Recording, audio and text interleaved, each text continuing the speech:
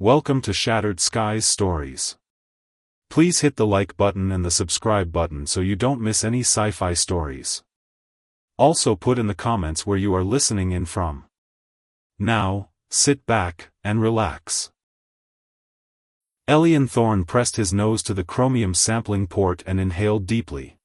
The aroma was subtle, barely perceptible notes of synthetic vanilla and artificial berry, designed to trigger dopamine release without overwhelming the consumer.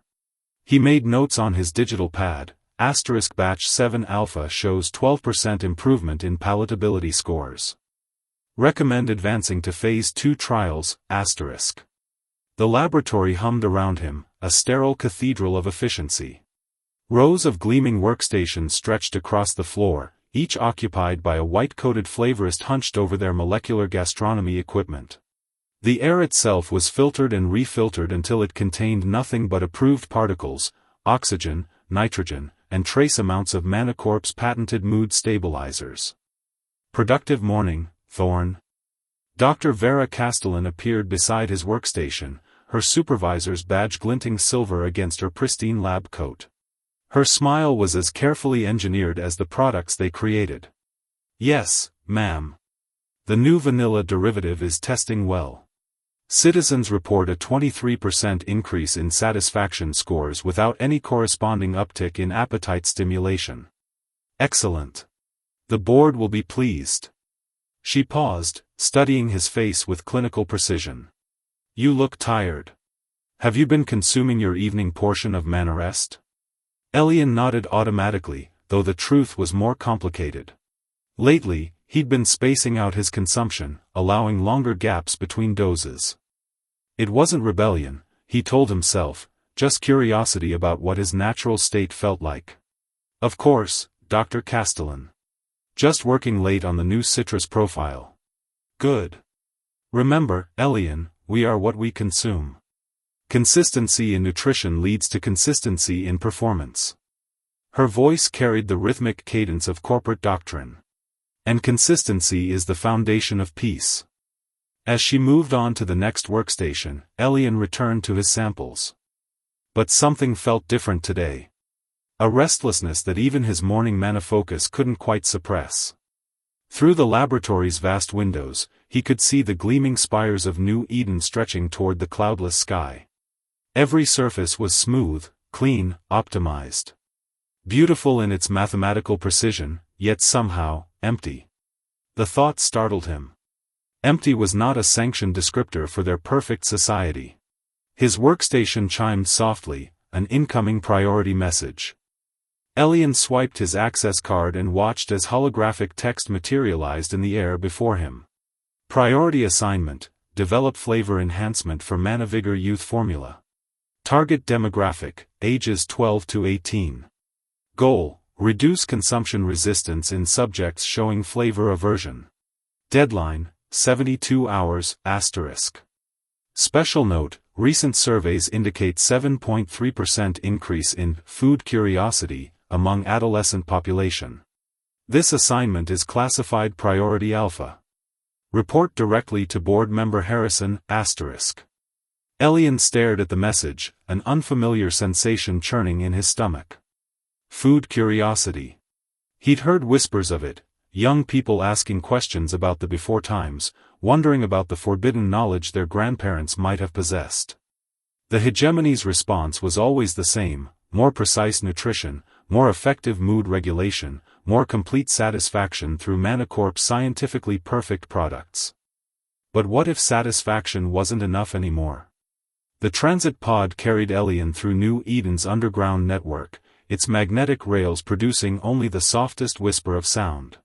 Above him, through the transparent ceiling, he could see the city's perfect geometry sliding past, residential blocks arranged in optimal efficiency patterns, commercial districts humming with the gentle activity of a society that had solved all fundamental problems. He was traveling to Sub-Level 7, ostensibly to collect raw materials from the storage facilities. But Elian had another destination in mind, one that existed in the gray spaces between official maps. The understacks were New Eden's forgotten arteries, maintenance tunnels and abandoned construction sites that the city's perfect planning had left behind. They weren't illegal, exactly, just irrelevant. The kind of spaces that efficiency algorithms couldn't optimize, so they'd been sealed off and forgotten. Elian made his way through a service corridor, his corporate badge providing access to areas most citizens never saw. The air grew thicker here, less filtered. His nose, trained to detect molecular traces, picked up scents that shouldn't exist: dust, metal oxidation, and something else, something organic and wild that made his pulse quicken. "You're early." The voice came from the shadows. A figure stepped forward, tall, angular, with the kind of weathered face that suggested inadequate nutrition regulation. This had to be Zara, the contact he'd heard about through carefully coded conversations in the employee break rooms. "You're the flavorist?" she asked, studying him with eyes that held too much knowledge. "Yes. I heard you might have access to historical samples. For research purposes." Zara's laugh was harsh. "Research. Right." She gestured for him to follow her deeper into the tunnel. "You know what I think, flavorist. I think you're hungry." The word sent a shock through Elian's system. Hunger was a pre-civilization concept, a problem that Manacorp had solved decades ago. Citizens received precisely calibrated nutrition based on their metabolic needs, activity levels, and psychological profiles. Hunger was impossible. "I consume my allocated portions," he said carefully. "I'm not talking about consumption." Zara led him to a hidden chamber, walls lined with strange equipment and containers. The organic smell was stronger here, almost overwhelming. "I'm talking about craving something you can't name. Wanting something that doesn't exist in any Manacorp catalog." She was right, and the admission terrified him. "What do you have?" Zara opened a climate-controlled case. Inside, nestled in specialized foam, was a small object that made Elian's breath catch. It was roughly spherical but irregular, with a dimpled surface that caught the light in unexpected ways. Colors shifted across its skin: red, but not the pure red of Manacorp standardization. This red held depths, variations, hints of orange and yellow that seemed almost alive. "Pre-civilization artifact," Zara said quietly. "Genetic material from the before times. Something called a tomato." Elian had seen images in the historical archives, of course. But this was different, raw, unprocessed, dangerous in its unpredictability. "Is it safe?" "Safe?" Zara's smile was sharp. "Flavorist, your ancestors survived for thousands of years eating things like this. The question isn't whether it's safe. The question is whether you're brave enough to find out what you've been missing." She reached into another container and withdrew something even more extraordinary, a small, dried pellet no larger than his fingernail. "Seed," she said simply. "Plant this, tend it properly, and in a few months you'll have something no Manacorp laboratory has ever created." Elian stared at the seed. Such a small thing, yet holding within it the power to transform everything he thought he knew about nutrition, about satisfaction, about the very nature of sustenance itself. "How much?" he whispered. "Payment isn't credits, flavorist. Payment is a promise. When you taste what this grows into, and you will taste it, because once you plant it you won't be able to resist, you remember that there are others like you. Others who are hungry for something real." Elian reached for the seed with trembling fingers. Elian's apartment occupied the optimal space allocation for a mid-level Manacorp employee, 400 square meters of efficient living distributed across sleeping, working, and consumption areas. The walls were a soothing shade of regulation blue-gray, proven to reduce anxiety and promote productivity. Like every residence in New Eden, it was a masterpiece of psychological architecture. But hidden behind a maintenance panel in his utility closet was something that violated every principle of efficient living: empty space.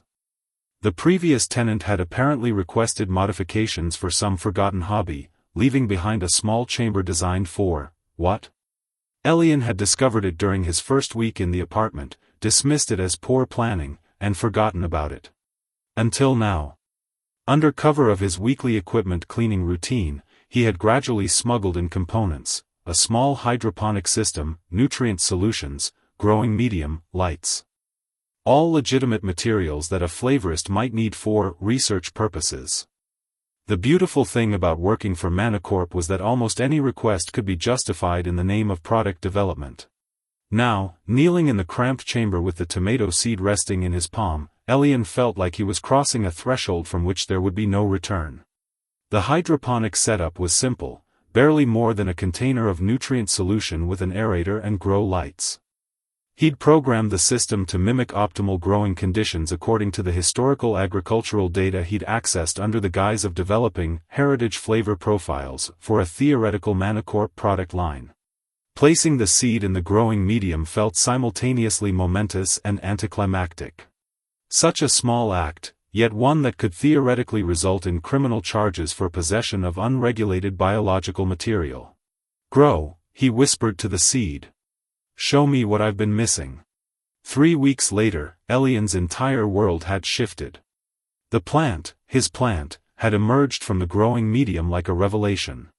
First came the cotyledons, 2 perfect heart-shaped leaves that bore no resemblance to anything in Manacorp's catalog. Then true leaves began to unfurl, complex and serrated, releasing scents that bypassed his rational mind and spoke directly to something deeper. He found excuses to check on it constantly. During lunch breaks, he would return to his apartment and spend precious minutes simply observing its growth. The plant seemed to exist in a different temporal realm than the rest of his carefully scheduled life, growing according to its own internal rhythms rather than the optimized timelines that governed everything else in New Eden. At work, his performance was beginning to suffer. "Your latest samples show decreased precision," Dr. Castellan noted during their weekly review. "The citrus profile you submitted yesterday tested at only 74% target specifications." Elian struggled to focus on her words. His mind kept returning to the way morning sunlight, filtered through his apartment's regulation windows, created patterns of light and shadow across his plant's leaves. "I apologize, Dr. Castellan. I'll recalibrate my equipment and resubmit. Perhaps you need an adjustment to your Manafocus formula. I'm noticing decreased attention spans across multiple departments lately." Her tone carried a note of concern that went beyond individual performance. "There have been irregularities in consumption patterns throughout the city." Irregularities? Citizens reporting dissatisfaction with their allocated portions. Requests for formula modifications. Some have even asked about historical nutrition practices. She studied his face carefully.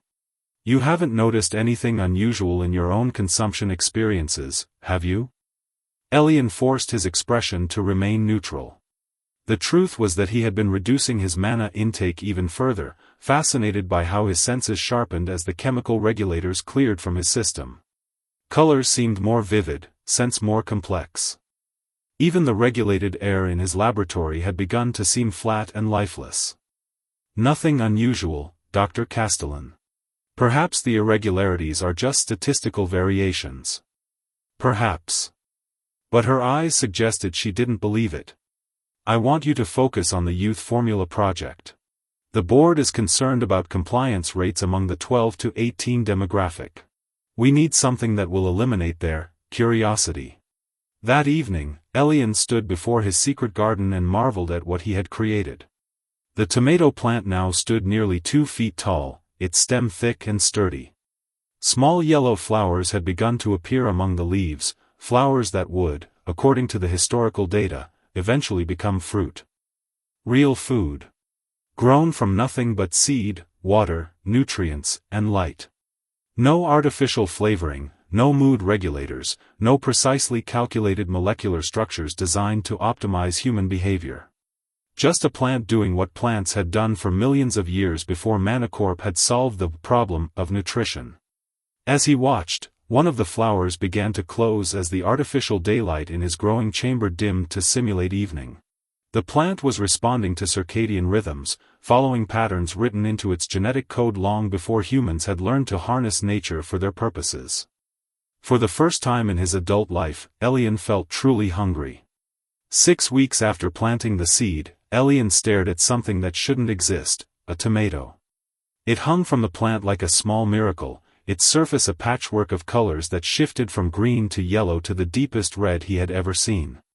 Unlike the perfect spheres in historical images, this tomato was slightly asymmetrical, with subtle curves and indentations that gave it character, personality, life. His hands shook as he reached for it. The surface felt strange under his fingers, not the smooth uniformity of Manicorp packaging, but textured, warm, somehow alive even though he'd just severed it from its plant. Elian carried the tomato to his kitchen, where rows of mana containers stood in perfect order. The contrast was jarring, manufactured nutrition versus this wild, uncontrolled thing that had grown according to its own mysterious internal logic. He set the tomato on his preparation surface and simply stared at it. What now? The historical archives had mentioned various preparation methods: cooking, seasoning, combining with other ingredients. But those archives assumed knowledge he didn't possess, instincts that had been bred out of humanity decades ago. In the end, he chose the simplest approach.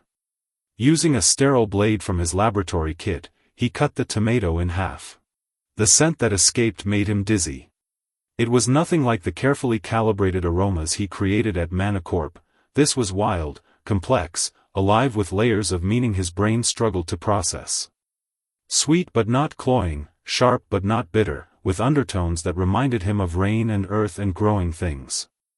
Liquid ran from the cut surface, not the regulated flow of mana dispensers, but something organic and unpredictable. Seeds floated in gel-like chambers, each one potentially capable of growing into another plant, another source of this impossible abundance. Elian lifted half of the tomato to his lips and took his first bite of real food. The experience overwhelmed every sense. Flavor exploded across his tongue. Acidic and sweet simultaneously, with depths and complexities that shifted even as he chewed. The texture was unlike anything in his experience, soft yet firm, releasing juices that seemed to carry concentrated essence of life itself. But it was more than taste. It was as if his entire body was waking up from a long dream. His mouth watered, an autonomic response he'd read about but never experienced. His stomach, accustomed to the predictable input of mana, sent signals of surprise and delight. Even his brain seemed to spark with new connections, synapses firing in patterns that felt both ancient and revolutionary. He devoured the rest of the tomato without conscious thought, scraping the seeds and gel from the skin, reluctant to waste even the smallest portion of this extraordinary gift. When it was gone, he sat in his sterile kitchen and wept, not from sadness, but from a profound sense of loss he was only beginning to understand. This was what they had given up. This intensity, this vitality, this connection to the living world. In exchange for safety, efficiency, and perfect nutrition, humanity had abandoned something essential to its nature. And now that he had tasted it, Elian knew he could never go back. The underground meeting took place in an abandoned section of the old transport system, tunnels that had been sealed when the magnetic pod network was installed. Zara had sent word through the same coded channels that had connected them initially, but this time the message was different: the harvest time has come. Elian arrived to find he wasn't alone. Dozens of people filled the tunnel, men and women of all ages, many bearing the subtle markers of different professions. He recognized the clean lines of medical uniforms, the practical clothing of engineers, even the expensive fabrics of administration officials. Whatever was happening here, it cut across all levels of New Eden society. "Welcome to the hungry," Zara said, addressing the group from atop a maintenance platform. "I see some new faces tonight." "Good. Word is spreading." A woman Elian didn't recognize raised her hand. "I grew the beans. 3 different varieties. The taste."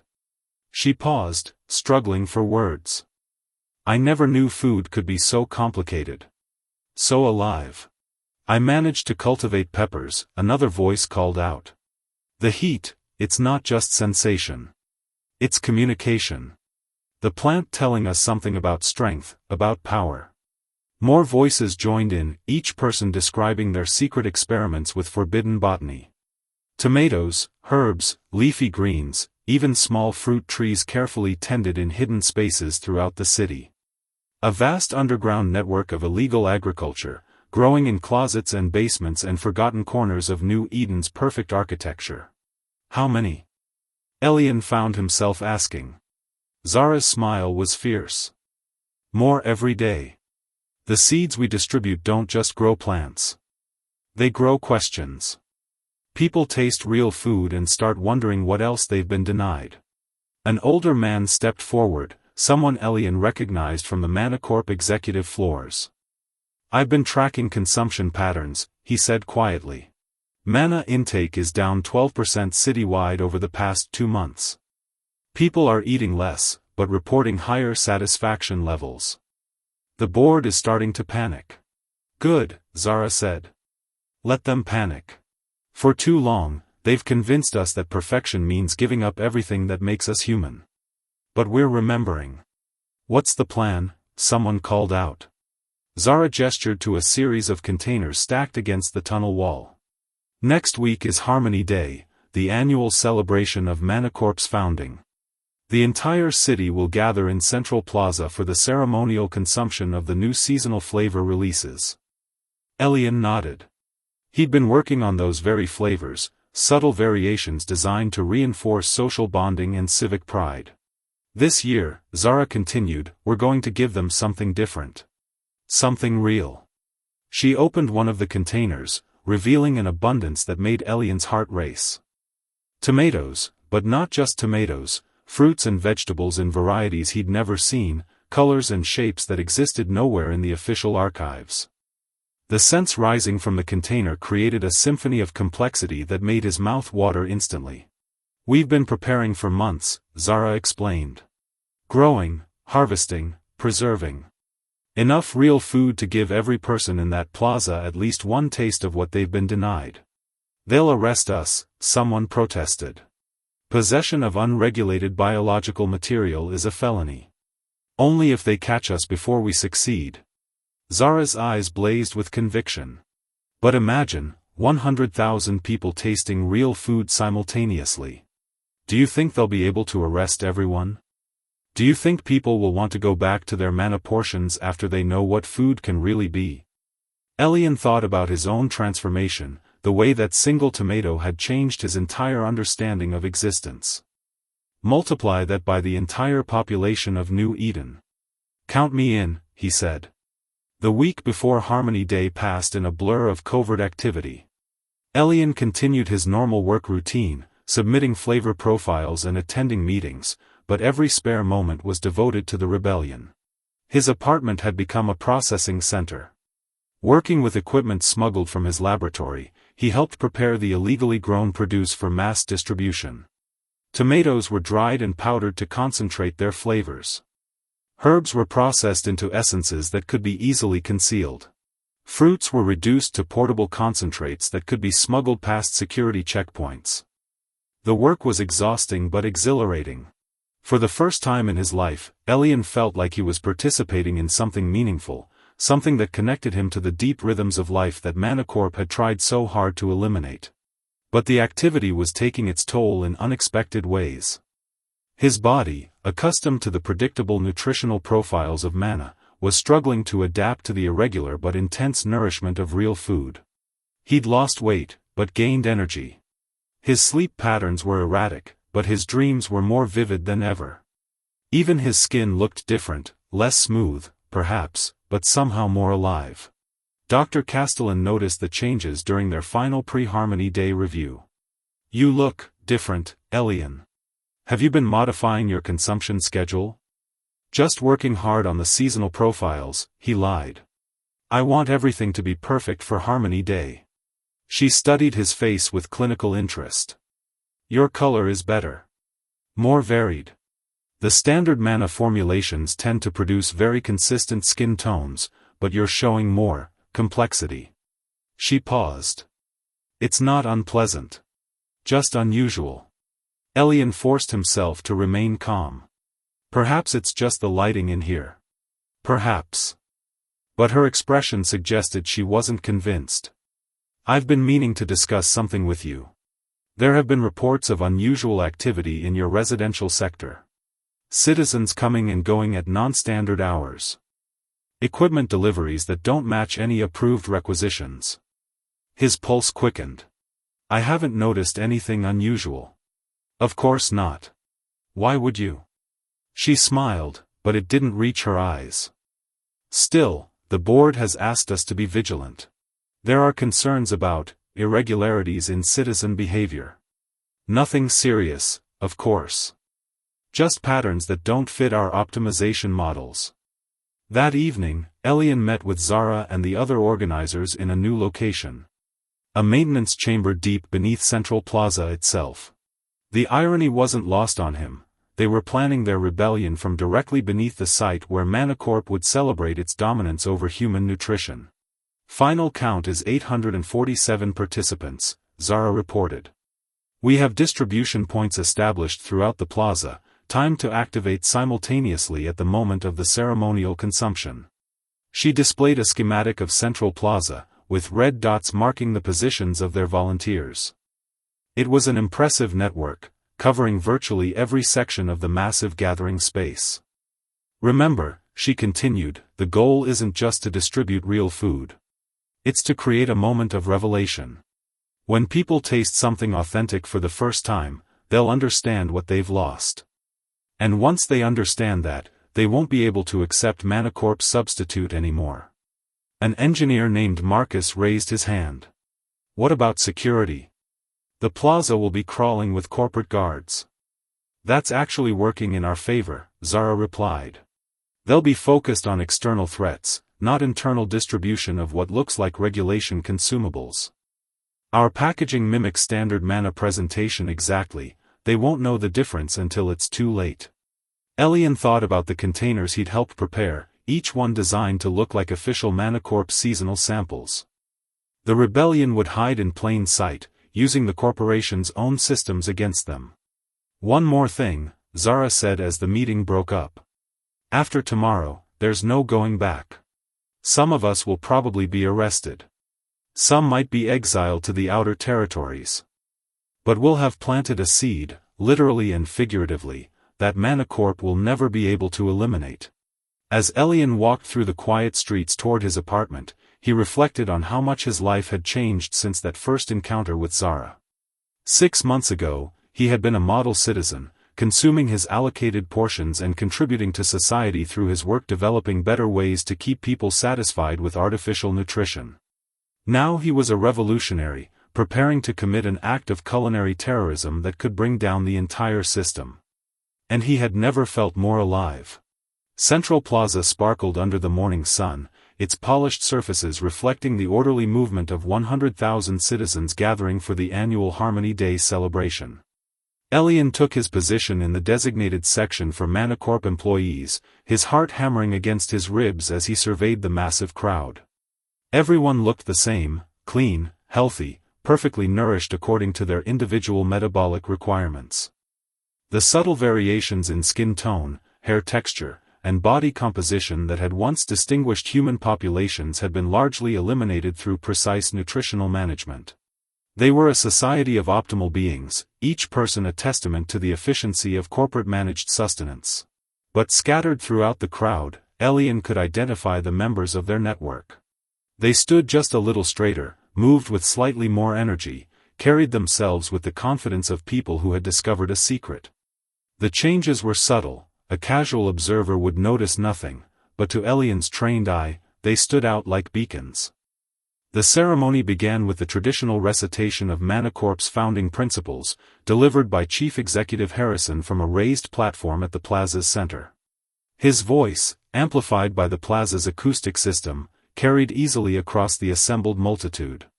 Citizens of New Eden, Harrison intoned, we gather today to celebrate the greatest achievement in human history, the complete elimination of nutritional uncertainty. Our ancestors lived in constant fear, fear of hunger, fear of malnutrition, fear that their food might harm rather than nourish them. Murmurs of agreement rippled through the crowd. This was familiar liturgy, repeated at every major civic ceremony.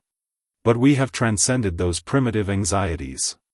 Through the scientific mastery of nutrition, Manacorp has created a world where every citizen receives exactly what their body needs, when it needs it, in the most efficient form possible. Elian touched the concealed container in his jacket pocket. Inside was enough concentrated real food to feed a dozen people: tomato essence, herb powders, fruit concentrates, all derived from the illegal gardens that now flourished in secret throughout the city. Today, we introduce our newest innovation, Harrison continued. Mana Unity, a specially formulated blend designed to enhance social cohesion and civic satisfaction. Each citizen will receive a sample, created through months of careful research and testing. This was the moment they had been waiting for. As the ceremony reached its climax, official distribution teams began moving through the crowd, handing out small containers of the new Mana Unity formula. But scattered among the legitimate distributors were Zara's people, carrying identical containers filled with something very different.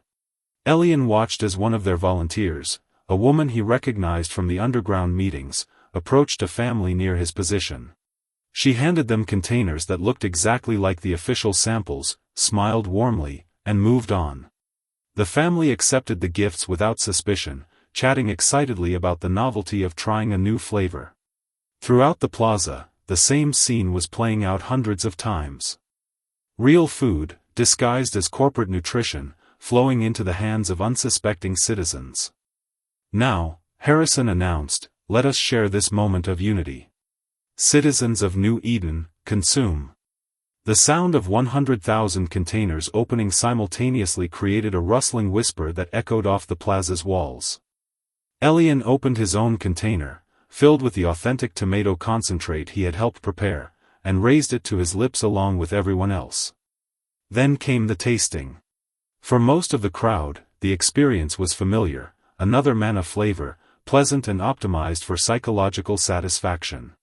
But scattered throughout the plaza, roughly 1,000 people were having their first encounter with real food. The reactions were immediate and unmistakable. Elian watched as expressions of mild interest transformed into shock, wonder, confusion, and something approaching rapture. A man 3 rows ahead dropped his container and staggered backward, one hand pressed to his mouth as if he couldn't believe what he was experiencing. A woman near the platform fell to her knees, tears streaming down her face as she stared at her empty container in amazement. But it was a group of teenagers that provided the most dramatic response. As the reality of what they were tasting hit them, they began to laugh, not the controlled satisfaction response that mana was designed to produce, but wild, uncontrolled laughter that spoke of joy too intense to contain. The laughter was contagious. It spread outward from the teenagers like ripples on a pond, infecting other citizens who had tasted the real food. Within minutes, sections of the plaza echoed with a sound that New Eden hadn't heard in decades, the spontaneous, unregulated expression of human delight. Harrison's voice cut through the celebration, sharp with confusion and growing alarm. Citizens, please maintain ceremonial decorum. But it was too late. The revelation was spreading beyond those who had tasted the real food. Citizens were turning to their neighbors, demanding to try their samples, comparing flavors, sharing containers. The rigid order of the ceremony was dissolving into something organic and uncontrolled. What is this? Someone shouted from the crowd. This isn't mana. This is food. The word came from a dozen throats simultaneously. Real food. The plaza erupted. Citizens who had lived their entire lives on carefully regulated nutrition were experiencing flavors that bypassed rational thought and spoke directly to genetic memories buried deep in their DNA. They weren't just tasting tomatoes and herbs, they were tasting freedom, wildness, the vast complexity of a world that existed beyond corporate optimization. Security forces began moving through the crowd, but they were overwhelmed by the scale of the response. How do you arrest 1,000 people simultaneously? How do you restore order when citizens have just discovered something they never knew they were missing? Elian found himself swept along by a group of Manacorp employees who were demanding answers. You work in the flavor laboratory, one of them called out. What is this? How is it possible for food to taste like this? Before he could answer, a hand grabbed his arm. Dr. Castellan appeared beside him, her usually perfect composure cracking under the strain of what she was witnessing. This is your doing, isn't it? She hissed. The irregularities, the questions, the changes in your appearance, you're involved in this somehow. Elian met her gaze steadily. Yes, he said simply. I helped plant the seeds. Her face went through a complex series of expressions: anger, betrayal, confusion, and then, unexpectedly, something that might have been relief. I've been so tired, she whispered. So tired of the sameness, the predictability. Even the flavors I approve, I know they're just chemicals designed to manipulate our responses. But this. She gestured toward the chaos around them, where citizens were sharing containers, comparing experiences, laughing and crying in equal measure. This is real, isn't it? Yes, Elian said. This is what food used to be. The corporate response was swift but ultimately futile. By evening, half the city was in open rebellion against the manna system. Citizens who had tasted real food were refusing their evening portions, demanding access to the gardens they now knew existed, gathering in groups to share their experiences and plan for a different future. Elian found himself in the middle of it all, his expertise as a flavorist making him a valuable resource for those trying to understand what they had experienced. He stood in the same abandoned tunnel where the rebellion had been planned, but now it was packed with hundreds of people, far too many to hide from the authorities, but too many to arrest without triggering a complete social collapse. The board is in emergency session, reported someone with access to corporate communications. They're discussing everything from mass arrests to citywide deployment of aerosol mood regulators. Let them try, Zara said fiercely. You can't put flavor back in the bottle. Once people know what real food tastes like, no amount of chemical manipulation will make them satisfied with manna. She was right, Elian realized. The revelation wasn't just about nutrition, it was about autonomy, about the right to choose what sustained your body and soul. Manacorp had solved the problem of hunger by eliminating choice, but in doing so, they had eliminated something essential to human nature. Dr. Castellan appeared in the tunnel entrance, looking haggard but determined. They sent me to negotiate, she announced to the gathering. The board is prepared to make concessions. What kind of concessions? Elian asked. Enhanced flavor profiles. More variety in texture and presentation. Expanded options for individual customization. She paused. They're even willing to develop products that simulate the experiences you've discovered today. The tunnel fell silent as people absorbed this offer. It was more than anyone had imagined Manacorp would concede, a fundamental shift in their approach to nutrition management. Simulate, Zara said quietly. They want to create artificial versions of what we've grown ourselves. The nutritional content would be identical, Dr. Castellan insisted. Perfectly balanced, completely safe, optimized for. No. The word came from an unexpected source, a child, no more than 10 years old, who had somehow found her way into the tunnel. I tasted a strawberry today. A real one. And it wasn't just the flavor, it was knowing that it grew from a seed, that someone planted it and watered it and waited for it to be ready. You can't make that in a factory. The child's words crystallized something that had been building in Elian's mind all day. This wasn't just about food, it was about connection. Connection to the earth, to the cycles of growth and harvest, to the ancient relationship between humans and the living world that sustained them. We want the right to grow our own food, he said, his voice carrying clearly through the tunnel. Not better manna. Not enhanced artificial flavors. We want soil and seeds and the freedom to feed ourselves. The crowd murmured agreement, but Dr. Castellan shook her head. You don't understand the risks. Wild food is unpredictable. Contamination, spoilage, nutritional imbalances, these are all real dangers that Manacorp has eliminated. And in eliminating those dangers, Elian replied, you eliminated life itself. Food isn't just fuel for our bodies, it's culture, tradition, art, love. It's the difference between existing and truly living. The board will never agree to unregulated agriculture, Dr. Castellan said flatly. Then the board has a problem, Zara interjected. Because we're not going back. Not now. Not ever. 1 year later, Elian stood in what had once been Central Plaza's pristine marble expanse. Now it was transformed, a patchwork of gardens where citizens grew vegetables, herbs, and fruits in raised beds and hydroponic systems. The orderly perfection of New Eden's architecture remained, but it was softened by the organic chaos of growing things. The transformation hadn't been easy.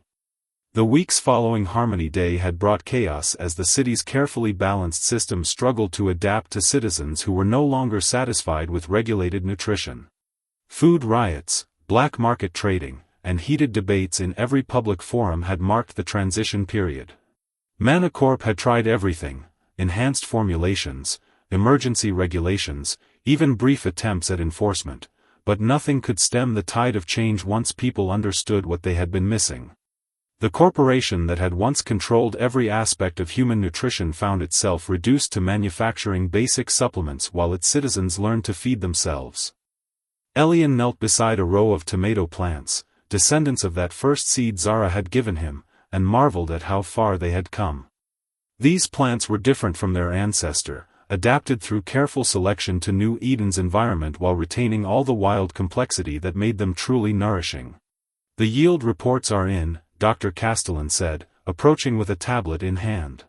She had transitioned from corporate supervisor to agricultural coordinator, her scientific background proving invaluable in helping citizens understand soil chemistry and plant nutrition. "This sector alone is producing enough fresh food to supply 30% of the Plaza District's needs." Elian nodded, but his attention was caught by something else: a group of children playing among the garden beds. They were different from the perfectly regulated youngsters he remembered from a year ago.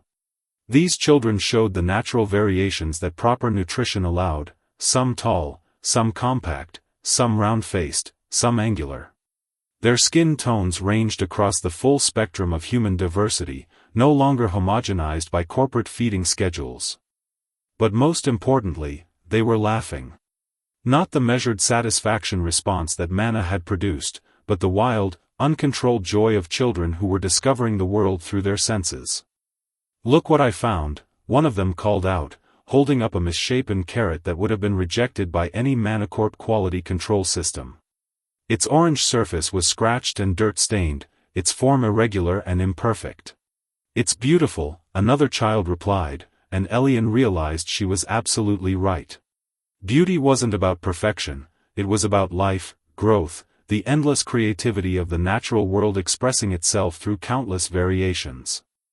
Zara appeared at his elbow, her own hands dirty from working in the herb gardens that had become her specialty.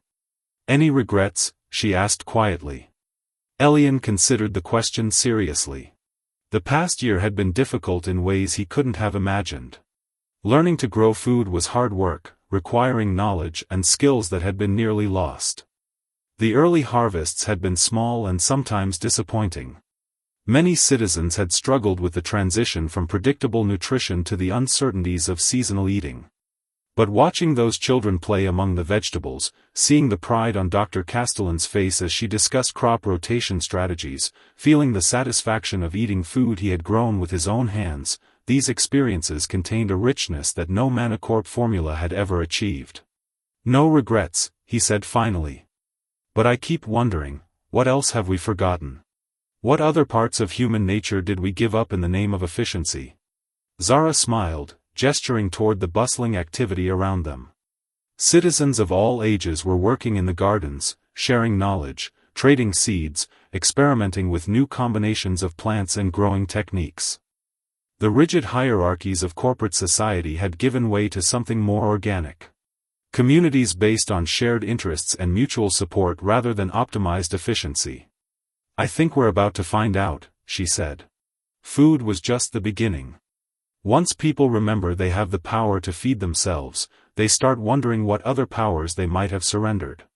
As if to underscore her point, a group of musicians had set up in one corner of the plaza, playing instruments that looked nothing like the regulation entertainment devices Manacorp had provided.